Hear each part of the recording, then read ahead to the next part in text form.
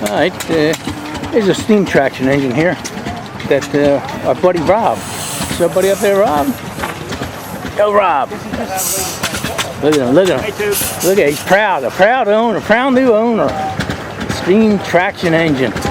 Needs some work, but it's been well taken care of. Look at him, pinstriping and everything all over the place on here.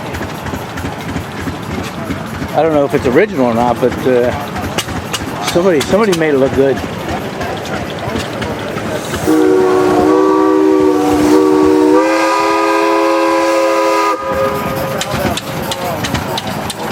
Yeah, Rob, he's been wanting to get one of these for a long time.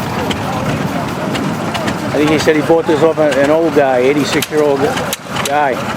Just wanted to see it go to a good home, so Rob bought it.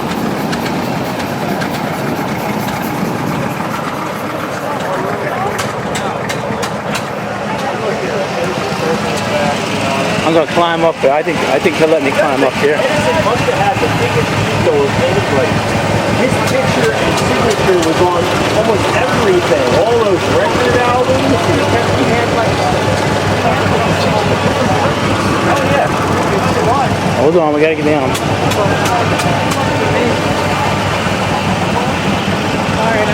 Very cool.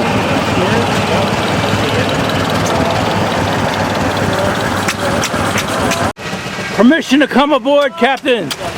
Granted. You want to sit in the seat?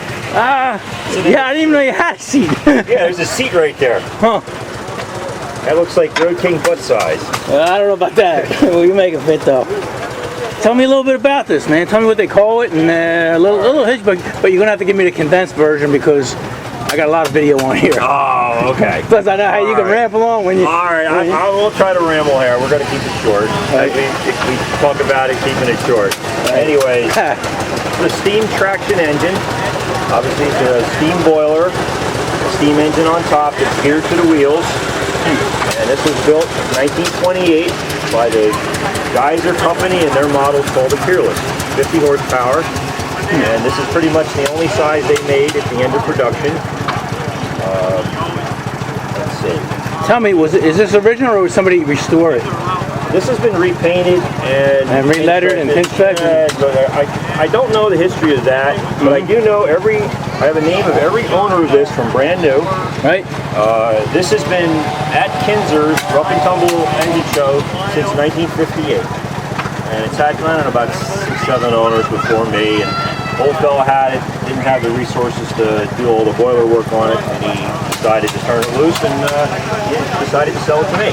I know you've been looking for one of these for a long time. Yep, I've been trying to buy this for about 3-4 years, and it's only come up for sale. And cheap to buy, expensive to fix. Exactly. What exactly do you have to do with it to get it legal?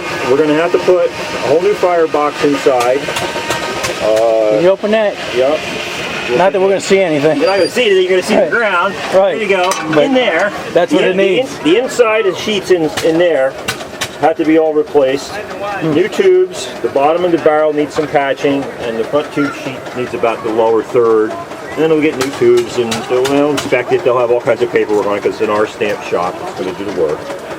And the outer sheets are pretty good. There's some places that you can still feel the mill scale on it. It's like new yet, but other places not so good. Yeah.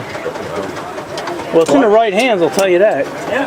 Well, clutch, reverser, everything's kind of stiff because it hasn't moved around. Throttle's kind of stuck. Tell me it steers pretty good. Some adjusting here and there.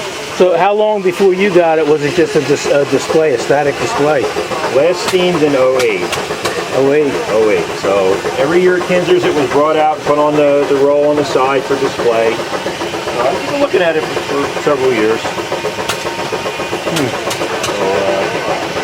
Well, I'm glad you got it because, like I said, I know how much you wanted one of these. Yeah, they're not exactly easy to find. I haven't found the steam tractor tree yet. Nah, and especially in decent shape. I've seen them, but they're all rusted into the ground. Yeah, they can be a real project, a lifetime project. But this one's actually pretty good. A couple little broken castings, but for the most part, it's decent.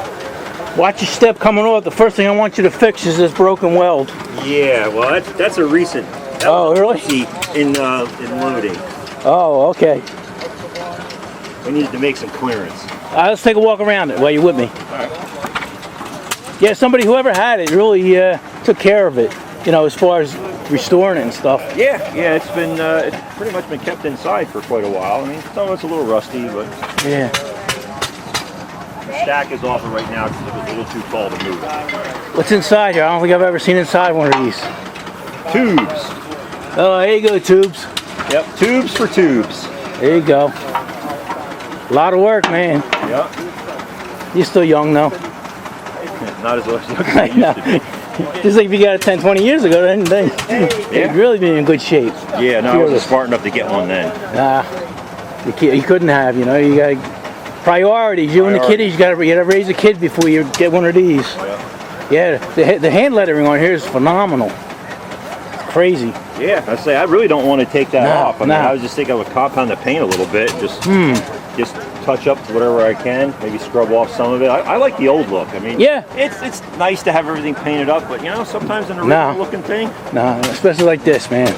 You don't want to get rid of that. No. And that's what you call it character.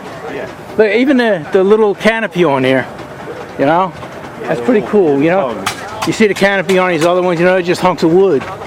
This one here got all dressed up. Well, good luck with it, man. All right, thank you. I know you're going to get it. It's going to take you a long time to do this. Yes. It took me 5 years to do a pickup truck. Yeah, I don't know. The fast one might be 5 years.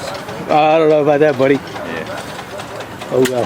All right, Rob. Always good to see you, man. See you, tubes. See you.